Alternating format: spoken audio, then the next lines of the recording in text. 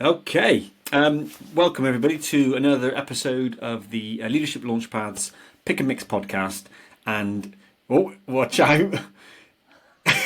You may have already seen who we've got on today. Who I haven't paid it. I haven't paid him ahead of time for that. But yeah, I mean, I don't think there's anybody who doesn't know who Jon is. And I said to him already, I'm going to embarrass him a little bit because I think a lot of this is due to him. I won't go into too much detail, but basically, a long, long time ago, Jon put a spotlight on me, and that gave me the confidence to then put a spotlight on myself. And well, I've tried not to step out of that spotlight. So if this is good or bad, blame Jon. Basically. So yeah, we'll get started in a minute. Let me just do my normal kind of share the screen, and we can get cracking. So yeah, here we go. Jon. Okie dokie. Need to be a bit slicker at that. So yeah. So welcome, Jon. It is absolutely a pleasure. I went with the black and white photo of you to be a bit moody. There was a colour version. My siblings rib me relentlessly for this photo.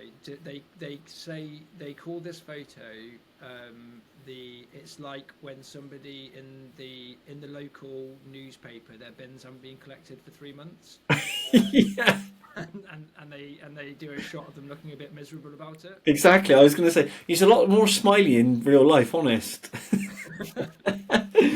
So yeah, let's get into the kind of, I mean, again, the what and the who and the how and all that stuff. So, title is Regional Director for Reach Foundation. What does that mean? It's quite new. It's quite a new role for me. I work in the east of England now.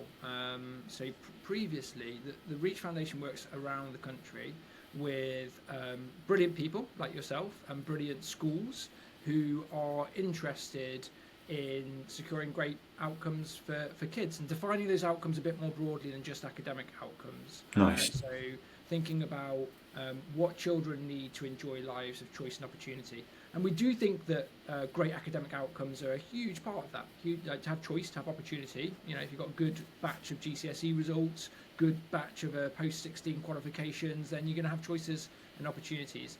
But we think that there's some other stuff that's really important.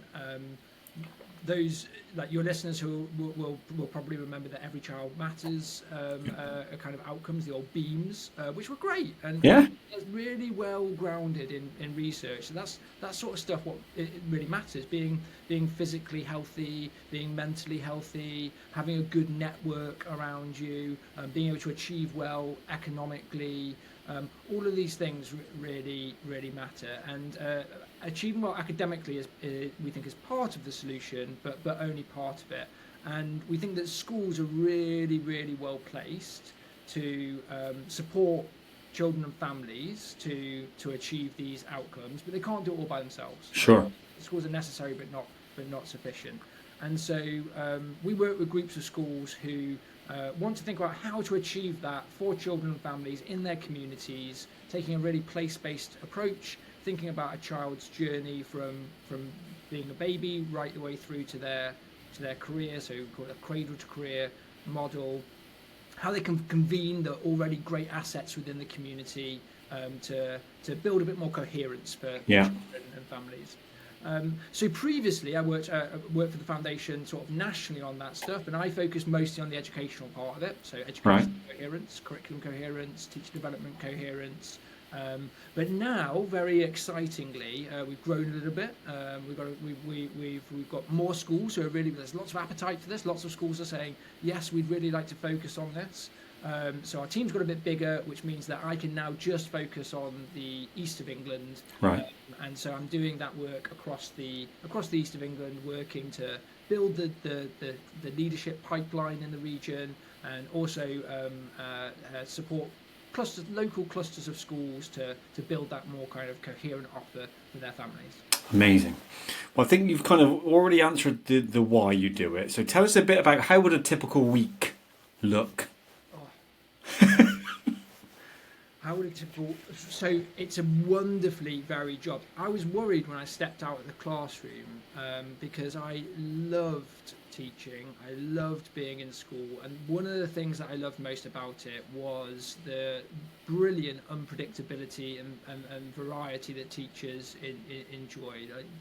Teachers listening to this, of course, will know that from the moment they step in the door to the moment they leave, there's not a moment, not a minute that they're not incredibly busy, but also that none of those 2 minutes are the same. And I think part of my personality really thrives on that kind of huge sort of a variety. Happily, my current job is very much like that, in a bit of a different way. So a typical week for me might be something like on Monday, I will be in some team meetings, so I'll be with our kind of national team, sort of setting out the week's plans, and then maybe having some Zoom calls with some of our partners. So some of the people in their schools on kind of their plans on what they're doing, and helping them to think through the sort of action planning and the evaluation. Mm-hmm. On Tuesday, I might, just last week, for example, I ran an assessment day for a kind of, it's called East 100. It's for aspiring head teachers. So selecting 20 aspiring head teachers within the region who are focused on eradicating the disadvantage gaps, mm-hmm. with 10 trusts who all happily come along and generously give their time to assess these fantastic candidates for that. On Wednesday, I'll just use this week. So I did a webinar for a group of 20 school leaders in Wales. Nice. These are Welsh senior leaders who are working on improving the educational outcomes of kids in their region in Wales. So working on how to bolster teacher development, how to teachers are doing really well. Then on Thursday, in York, running a conference day for that course that I was talking about. Yeah, nice. The aspiring head teacher course. And then Friday is usually an admin day. Nice. So Friday is usually a little bit more where we have some more Zoom meetings. I can do a bit of preparation, do a bit of evaluation of the stuff. I really struggle being at my desk for longer than 2 or 3 hours. Of course. But I'm very lucky that at the moment I've got like a really good balance of kind of being out there and working with people, which I love, but also having the massive luxury, which many teachers and school leaders don't have, of being able to kind of hide away for a couple of hours and kind of do the thinking and which in itself is probably something that leaders should fight for and not be ashamed of protecting. I know that we haven't spoken about this Launchpad today, but that idea that a poor proxy for leadership is visibility, blindly just being visible and being busy. That's really interesting. Well, for those people that are new to the podcast, we have a fairly kind of a set structure where John selected some specific elements that we're going to go through. So he selected some Fast Friends questions. He's going to talk about 2 ignition points from his life that have made a big difference, and then we're going to dig into a couple of the launch pads that he particularly resonated with him. And so the first thing we're going to talk about is this first Fast Friends question. And John selected this one, which is fascinating. And so who is this dream dinner date? So this is quite new.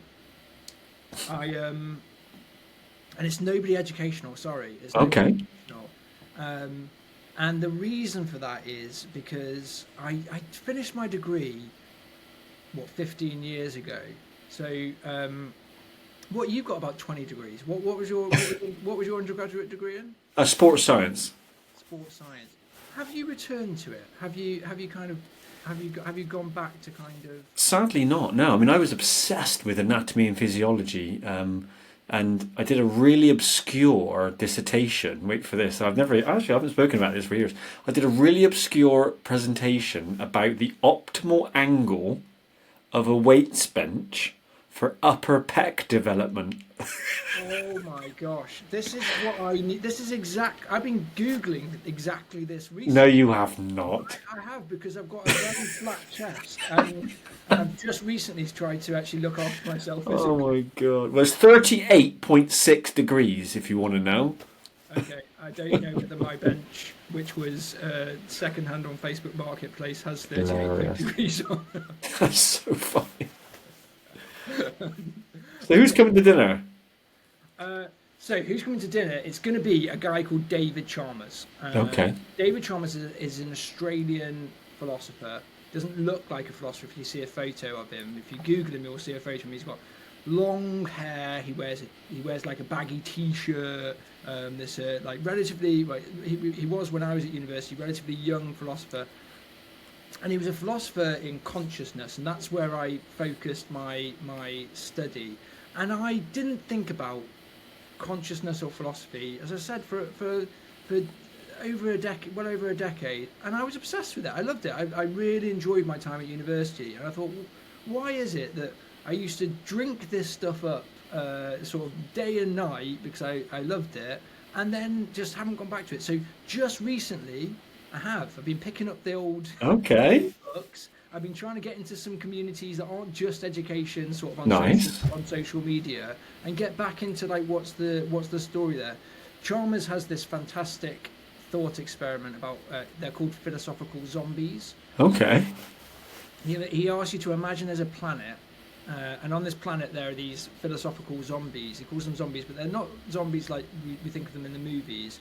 He uses this term for human people that are just like us, but they don't have qualitative consciousness. Okay. So they within consciousness there's this idea of qualia, which is what it feels like to experience something. So Right. that if we think about smelling coffee, there's something that it's like to smell coffee, Okay. and you can't describe it. You can't you have to experience it, or the sensation of seeing red, and he says that there's this kind of for all of those things there are sort of neurological correlates, right? There are sort of like we can see the neurons that fire Right. when you smell coffee, or if I poked you with a sharp stick, then C fibers would fire in your brain in a particular location, and you'd react, and you'd say ow. And he says, could we imagine these zombies where all of those things happen? So the C fibers fire, you go ow, you recoil, but you don't actually feel pain in the way that I feel pain. All the physical elements are there, but this Right. kind of like more mental, qualitative sensation isn't there. And his argument is, we wouldn't know. All we see is the physical. When we're looking, all we see is the physical responses, and all of those physical responses could be there, and we assume that you're feeling pain like I feel pain. Or Oh, we I love that. assume you see red like I see red. Yeah. When you smell coffee and go, delicious, that you're having the same sensations that I have qualitatively. Right. But those are all just physical responses and physically observable things. And he argues that, well, this is the real kicker. Like, for all I know, you could be a philosophical zombie. For all I Right. know, for all you know, I could be a philosophical zombie. When Yeah. I say I'm seeing red, and that I could be seeing blue. Yeah. Or the equivalent of what you see blue, and you'd never know, and none of us would ever know, because we only know what it's like to experience our. So I'd invite Chalmers round. I'd love that. I mean, there's definitely a link to leadership there, isn't there? About, well, basically blind spots. This idea that we assume that other people see the world in the way we see it, and that the way we see it is reality, and of course it's not. And oh god, yeah. Well, we could derail the whole podcast by getting into that, I'm sure. That is fascinating. Well, the next thing we're going to talk about is your first kind of ignition point. So for people that are new to the podcast, basically Jon selected an event from his life that acted as some sort of transformation point. And so, tell us a bit about how were you before this, what happened, and then how did it change you? So I'm going to talk about my second year of teaching, and I feel like this could be a relatively common experience because I've heard other people articulate something similar, and it really resonates. But I went into teaching thinking I was going to change the world. Yeah. Strong moral mission. Wanted especially to kind of close the disadvantage gap, work with the children who kind of needed it the most. And was kind of convinced that I was like well placed to do that, and then was like pretty hopeless for my first year of teaching. Had a couple of moments where I just realised that I was definitely not in control of the class, and almost out of body experience of like you just have to laugh because it's like I'm not in control here, and. And that was really tough, obviously. But three things happened in quite quick succession. I read two books, and I don't know why. I don't know why I read these two books. One was recommended to me. I can't remember why the other one came up. But the one that was recommended to me was at a dinner party with some other teachers. And they said, there's this new book that's being published. It's called 7 Myths About Education. Okay. You have to read it. Yeah. And so I'm sure that everybody will be aware of this book, but just in case they aren't, it's a book by Daisy Christodoulou, and it sets out, certainly at that point, 7 kind of just completely accepted truths about education, like the status quo, the received wisdom of the profession, and there were things like teaching knowledge is indoctrination, right? The sort of teaching knowledge like gets in the way of skills, right? And it was just my mind was blown from reading that book, because all of these things that I'd held quite preciously, I'd realised were wrong. And I realised that the way that I was approaching teaching and learning, that like what I was offering to kids was quite possibly doing the opposite of what I wanted to do, which was to kind of close the achievement gap with kids. I'll give it like an example. I thought that like the right thing to do was to kind of ignite passion, like light a fire, don't fill a bucket. That was sort of told to me, that sort of like if you tell kids something, then you're robbing them the opportunity to discover it for themselves. I sort of like believed, and so structured my lessons and classroom around it. And the book makes the case that which is now I think pretty well accepted in the profession, which is that a lot of these skills like critical thinking and communication and oracy, like really important skills, they just depend on knowing quite a lot of stuff. And they don't really transfer between domains. I can talk to you about traumas and kind of consciousness for the rest of this hour, and my communication skill will be rated as high. But if you ask me to talk about the optimal angle of a bench press for pecs, then I'd be hopeless. You'd think this guy doesn't know how to communicate at all because I just don't know much about it. Sure. And so I started approaching teaching differently by thinking about what I wanted my kids to know rather than the things that I wanted them to do. And the things that I wanted them to do became much easier once they knew quite a lot. Yeah. So there was that book. About the same time, I discovered Teach Like a Champion. Yeah. And about the same time, I attended my first Research Ed conference. And I think before I felt a little bit isolated, a little bit hopeless, a little bit confused, and these books did two things. First of all, they said to me, there is like a science to this. It's not a perfect science, but there is a science to this. You don't just have to do like 20 years of trial and error. Like we can codify some of these principles, and there are better and worse ideas, and things that are more and less likely to work. And the second thing is there's a community that's absolutely committed to unapologetically, very geekily talk through that and Yeah. exactly what it means, and passionate about sort of really ironing out the creases and sort of saying what does that mean in different phases and in different subjects and in different schools with different contexts. Uh, and so I joined that community, and Yeah. it's just completely transformational for me. How cool is that? And there's something, I mean, I can, a similar experience for me where my almost preconceived ideas or paradigms were challenged, but in a way that led to growth. And that's an interesting experience, isn't it? To feel like when when that happens, you think it's going to be the end of the world, but then actually it's quite positive. And Mm, after that, you go looking for it. You mm, know, like now I seek out people who disagree with me because I think, oh, I know what comes after this. You know, mm. A challenged by B, equals C.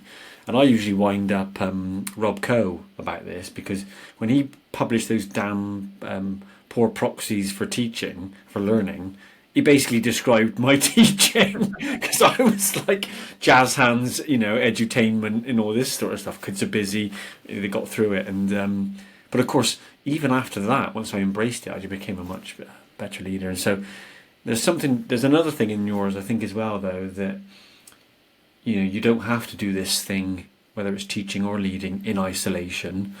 There are lots of formal structures and communities you can join, but also there's a huge amount of informal stuff out there.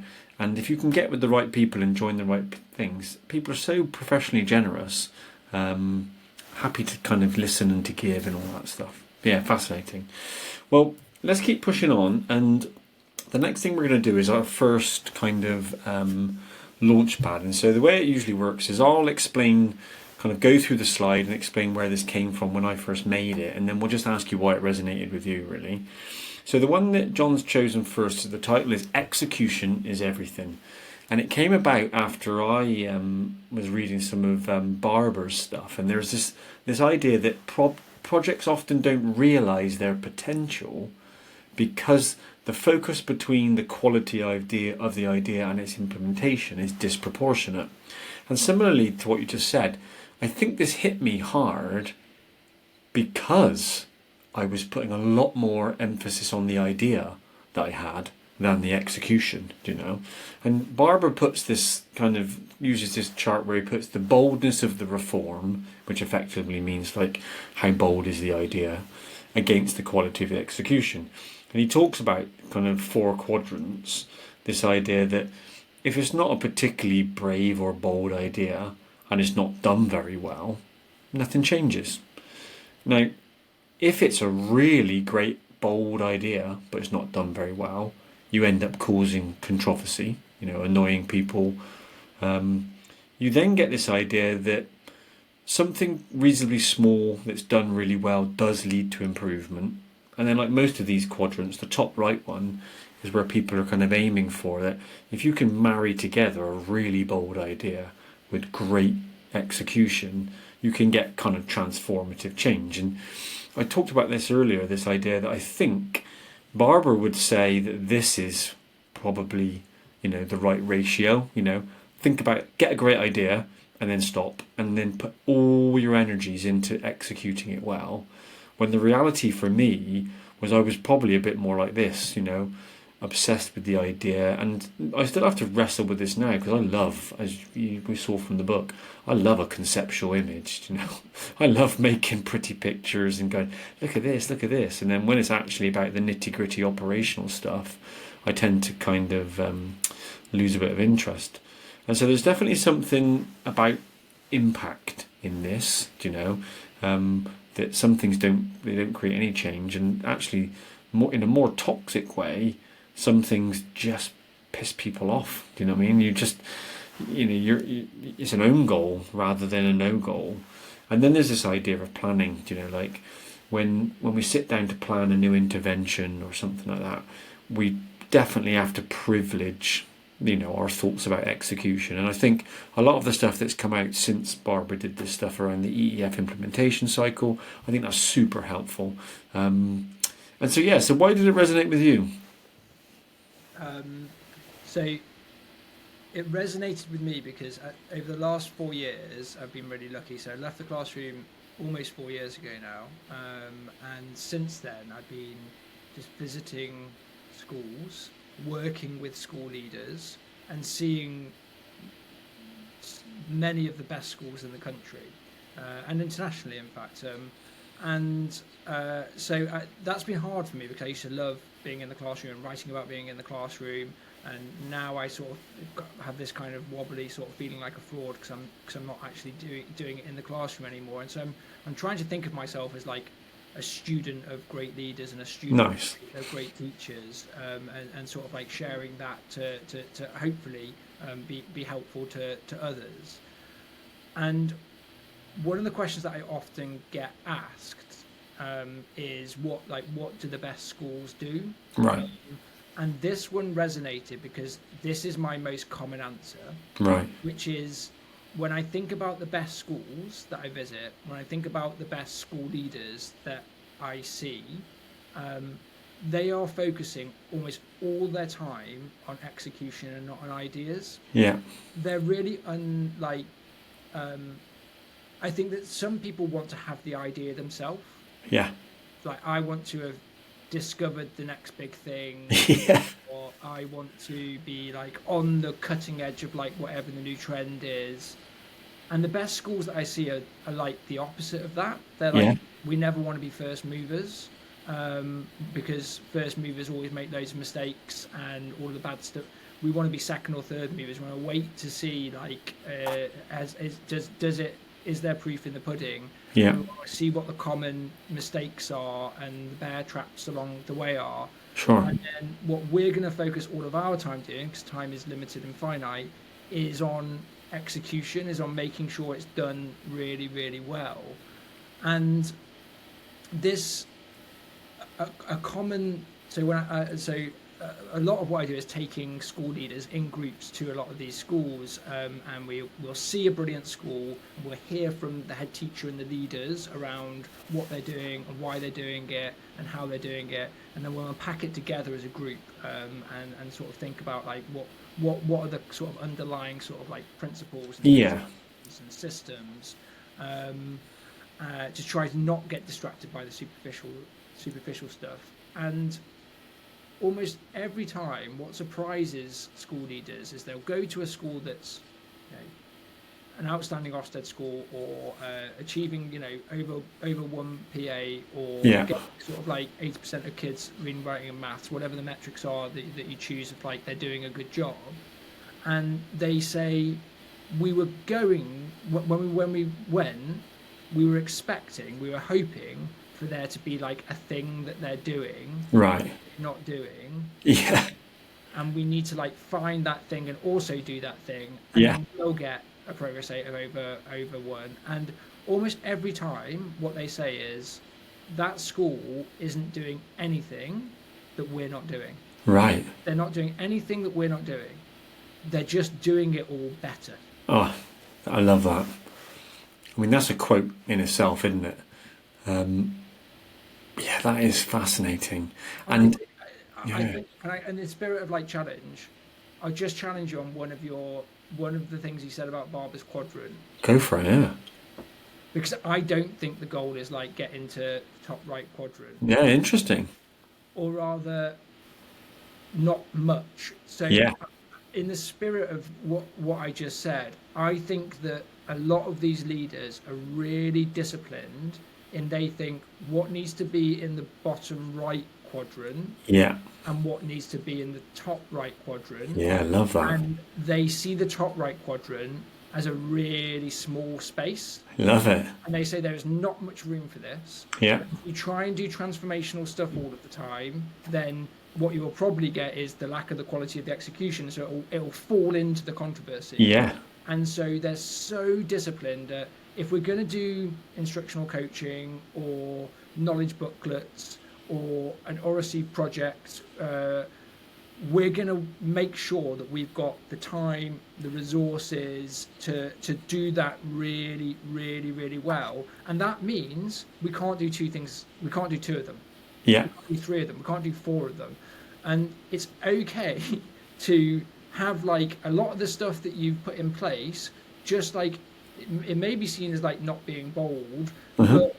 but just think about continually, not just when you launch it, not just for the first 3 months, not just for the first year even, continually to execute that really, really well, and see, Yeah.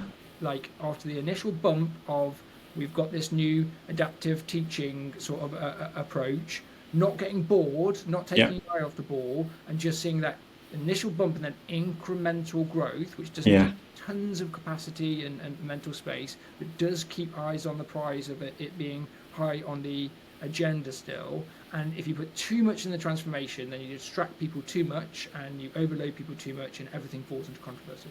Yeah, I love that. And you're right, that transformational change is incredibly disruptive, and unsettling. And also, I suppose, it'd be interesting to get leaders to reflect on, you know, how much stuff that was implemented 3 years ago is still in place. You know, where's what's the longest thing that's kind of stayed around? Yeah, and again, any of these models, they like to put things in little boxes and all that, and potentially, if you got rid of those grid lines, you could probably put dots in certain spaces, and it's not that top right corner, it's somewhere just above the middle maybe, and different for different schools and different for different times in the same school and all that stuff. Yeah. Yeah, super interesting. Well, let's move on then to the next kind of fast friends question. And so John probably can't remember which one this is, so this will be fun to see where he comes with this one. But he chose this one. If there's something that you've dreamed of doing for a long time, but you haven't done it, and why haven't you done it? So I've half done it, which is why I brought it. Nice. So what I haven't done is seen it through. So I started a website called Mino Academy, which was developing subject knowledge videos for primary school teachers. And the big grand aim of this was that anything that a primary school teacher could conceivably want to teach, Yeah. be a video on that website, and the video would be under 5 minutes, and it would tell you basically in a very unfussy way everything you need to know about that thing. So it could Right. be I'm teaching a lesson on Boudica. Most primary schools teach a lesson on Boudica. It could be I'm teaching kids how to add sort of like a column addition with carrying. It could be how to kind of execute the perfect cartwheel in PE, whatever Yeah. it is. Just subject knowledge. And like the reason it's a dream is because I love learning stuff. I Yeah. really love learning stuff, and the videos were like a pleasure to make because I could spend a morning or a day just reading, watching, immersing myself in this like quite niche little thing. Yeah. Write a 5 minute script of like what, like based on everything that I've kind of like read and most of these things I've taught across most years in primary. Like, what are the key things that if the teacher hasn't taught this before, if they're not familiar with this topic, what do they need to know? Writing that into a 5 minute sort of script, and then recording that. That's my, one of your other fast questions for what's a dream day. That was honestly like one of my, Yeah, that's your flow state, isn't it? just brilliant. But I did it with my brother who's a cameraman, and we did about 50 videos, and then we stopped about 18 months ago for like lots of different reasons, like mainly like life got in the way, right? Yeah. But to your question of like why aren't you doing it, why didn't you do it, if I'm really honest with myself, it's just a lack of discipline. Yeah. And similar to what you said about kind of getting excited with the initial idea and then sort of like losing interest a little bit. I think I struggle with getting distracted with too many things, Yeah. and being excited by too many new things. And novelty is just very, very exciting for me. Yeah. Yeah. And so I that's the reason why I haven't. But I'm not saying never. I'm gonna try and be more disciplined in the future and pick it back up and sort of like push it forward. I love that. And And there's something, I mean, this is probably common to most successful leaders, is that they can recognize some of their weaknesses, and some of their biases. And I was talking to somebody recently who's kind of not new to leadership, but in their early stage of their leadership career, and they were telling me about how they felt like they had some weaknesses, and they were going to try and kind of round themselves off. They were like, I need to get better at all these other things. And we had a conversation around whether that was the right kind of goal, and whether that's what a great leader at the top of a school is a rounded individual. And we ended up talking about how there's probably, in order to round yourself off or to fill in gaps, you have to lose some of your expertise, their spikiness, so to speak. And then we moved on to this idea that, if you could get your head around the fact that you don't need to round yourself off, you just need to surround yourself with other spiky people that are spiky in a different way to create a rounded team. And it was interesting because I think I've wrestled with that over time, in thinking, oh, I'm a project starter, but I'm not a finisher, and I felt guilty about that. And actually, yes, I need to move a bit further down that continuum, but not so far that I become average at both. I need to find somebody who doesn't like starting and likes finishing. And the liking bit is important there, right? Yeah. Because my boss said something to me recently which I thought was brilliant, which was, he said, our preference is that people don't leave. Like, Right. Our preference is that people don't leave. People don't leave when they do work that they love doing. Yeah. So you need to find work that I do think we all know, what do I love doing? Yep. And where do I feel like I'm doing my best work? And I think we know, broadly speaking, people are pretty good at that. They're I know what I'm good at. I know what I really enjoy doing. And trying to craft your job, trying to essentially craft your own role so you're focusing most of the time stuff that you really enjoy doing and that you think you do good work in. Now, of course, there's some caveats to that, in that very few people can just do the stuff. Yeah, there's a bit of reality, but it should and could be possible, within a team, to essentially find those complementary things, so that everybody is doing the thing that they love doing, and it's being done really well. Because and there's another little challenge to leaders that are listening to this is, are you ready for that question? If your boss said to you, what do you love doing? Are you, have you done enough thinking about that? Is it on the tip of your tongue? Because, it might not be there. You might need to do a bit of slow thinking behind the scenes, ready for that question. Yeah, super good. Okay, well, we're going to jump into now this next ignition point. So what's the second event that you wanted to tell us a bit about? So I found this really hard because I was wobbling between two, but I'm going to talk about a moment. It was a moment in our school where I promise I'm not just name dropping here because it's the second time, but Daisy Christodoulou came to our school, to Reach Academy Feltham, and we were thinking at that time of opening a second school, which is now open, a fantastic second school, Reach Academy Hamlet Park, and we were sat down with Daisy and saying, what would your advice be when thinking about sort of going from one school to two schools? Lots of MAT leaders are kind of had this same kind of thinking as they've grown.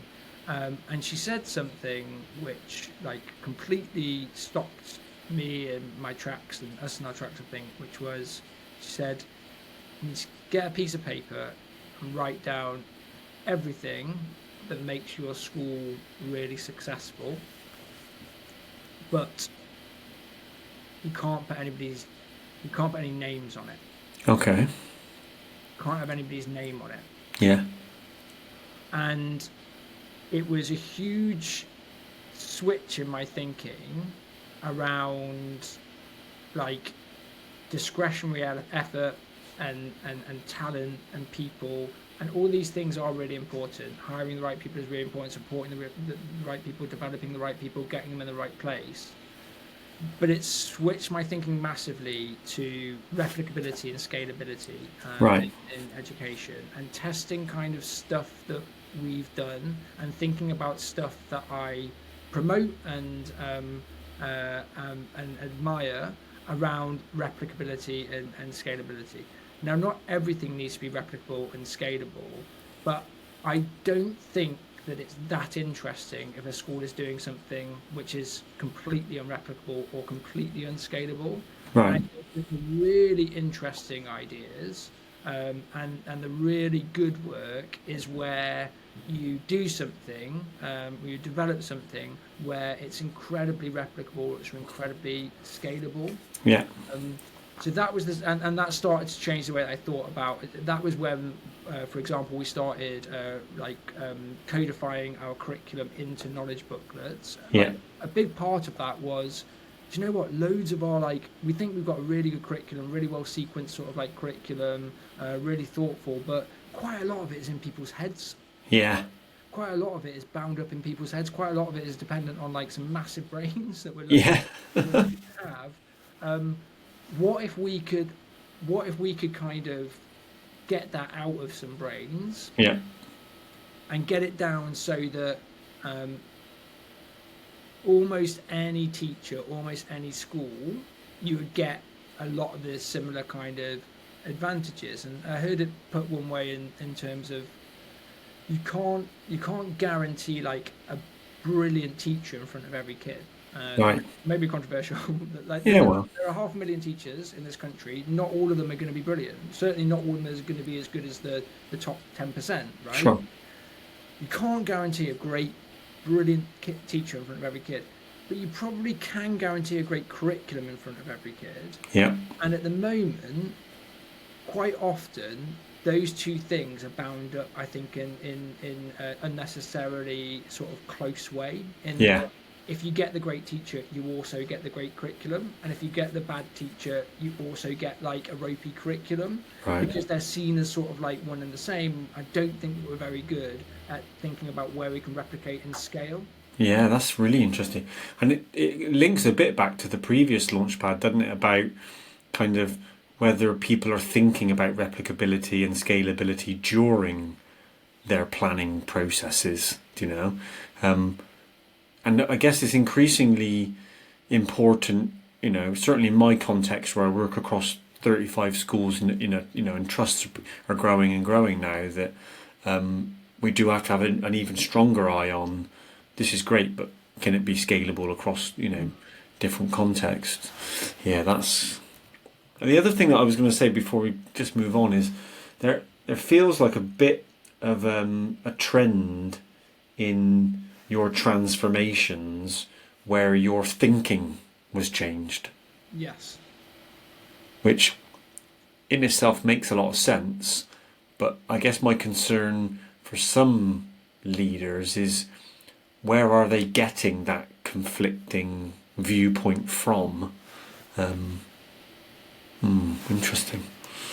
Okay, well, we'll jump into the second Launchpad, and for this one, John's chosen one that I wrote because I don't think I do this particularly well, and so a lot of the Launchpads come about because I'm a bit I'm not sure I'm particularly strong on that, which forces me then to do a bit of research and look into things. And again, there'll be lots of ways of doing this, and the name of the book is Launchpads, in that the second page of each of these gives you additional places to go and look, and so they're never put forward as the only model. But when I was thinking about this idea that I don't think in the past my evaluation of things has been particularly comprehensive, because I don't think I ever had a framework to use. And so this one talks about this idea of, if you were going to ask yourself questions, maybe some of them might be around the relevance, so is the intervention doing the right things? Something about coherence, so How well does the intervention fit with other systems and processes?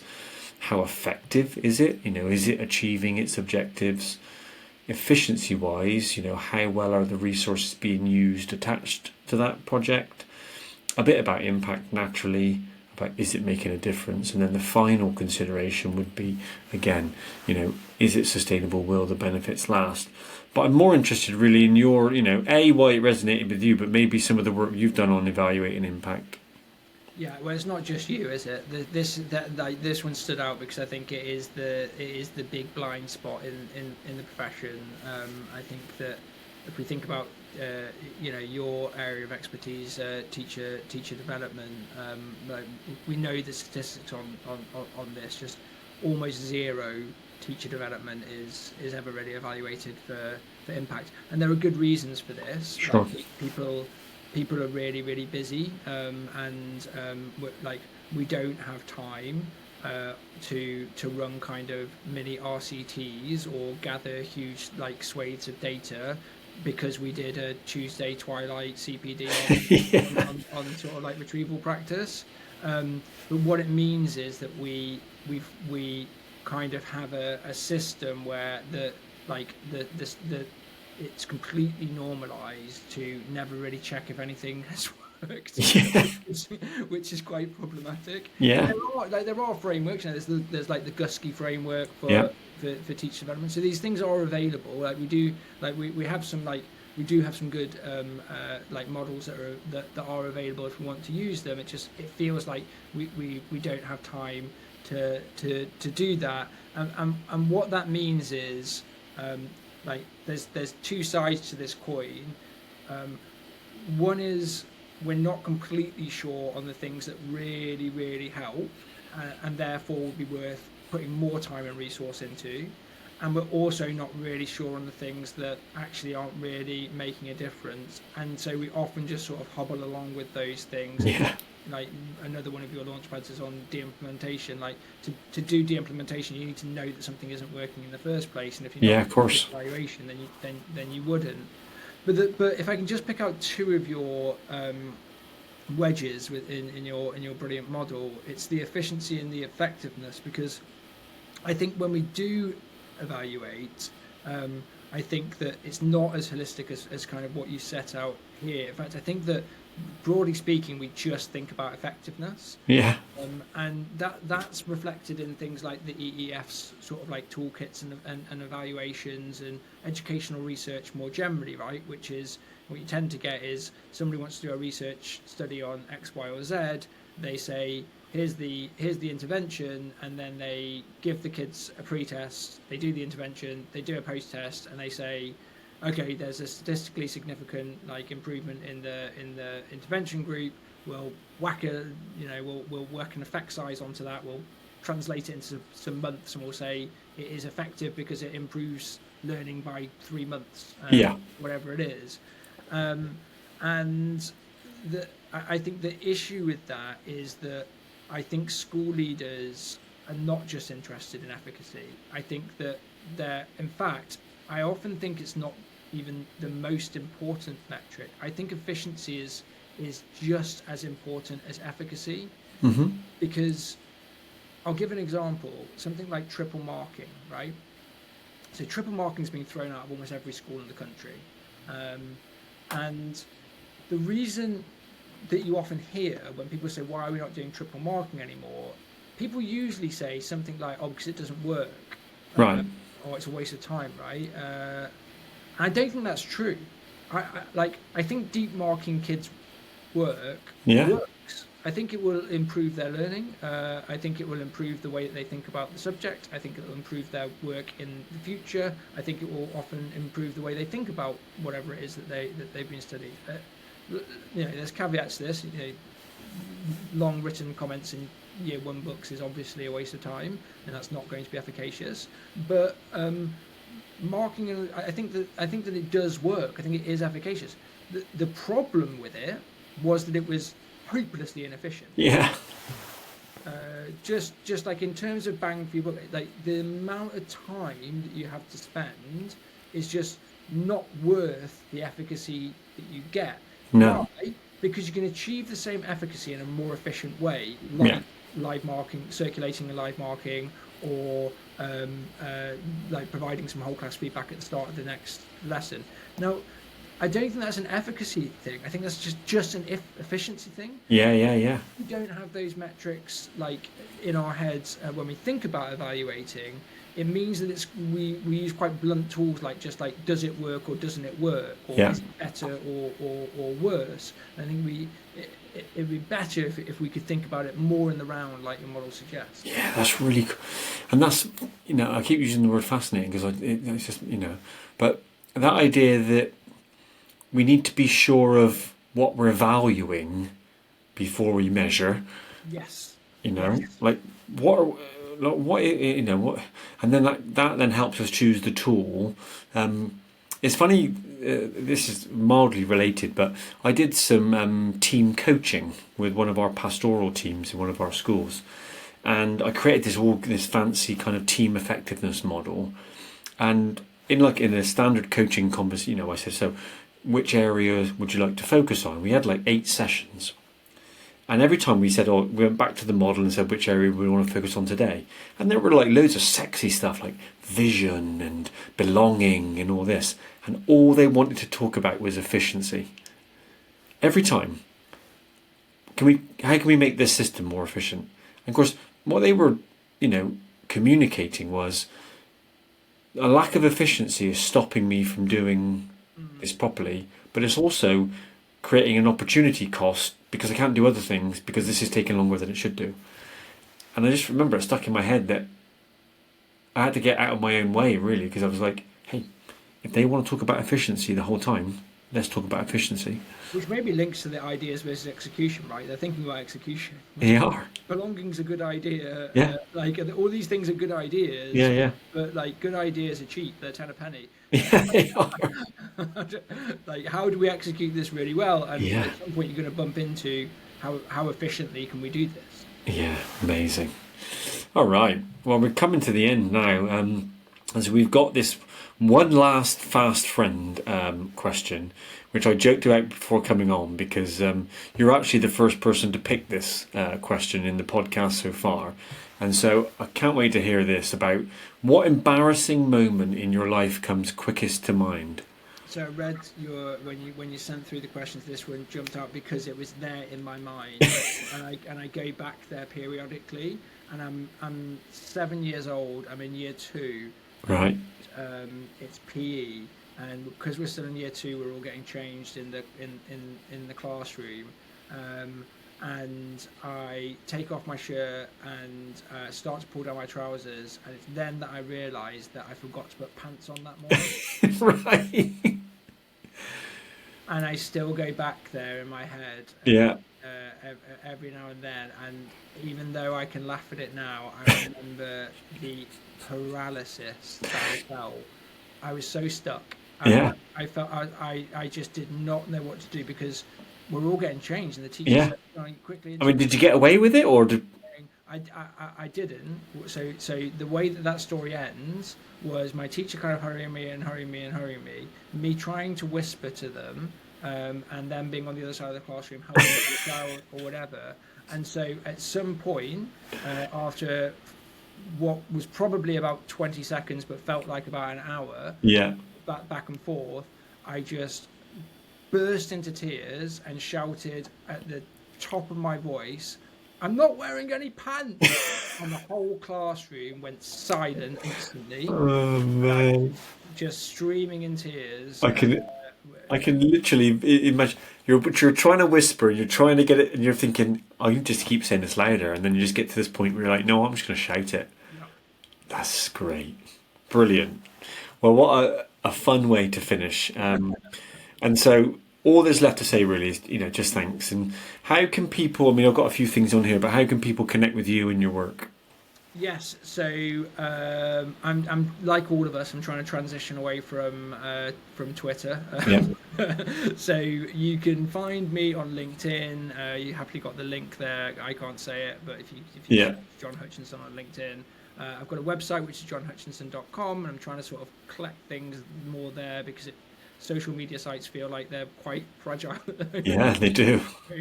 So that's round. And I'm in terms of I'm on Blue Sky now, Yeah. which is just Jon Hutchinson at bsky.com. We'll put all the links and stuff in the comment section. So that's where I'm most active in terms of like talking about stuff. Amazing. JonHutchinson.com or on Blue Sky. Brilliant. And if people want to connect with me at all or interested in the Launchpads or other episodes of this podcast, then all the stuff's there. And so the last thing to say is just to say another thanks to Jon, and for everyone else, we'll see you at the next one. Thanks, Chris. Really enjoyed it.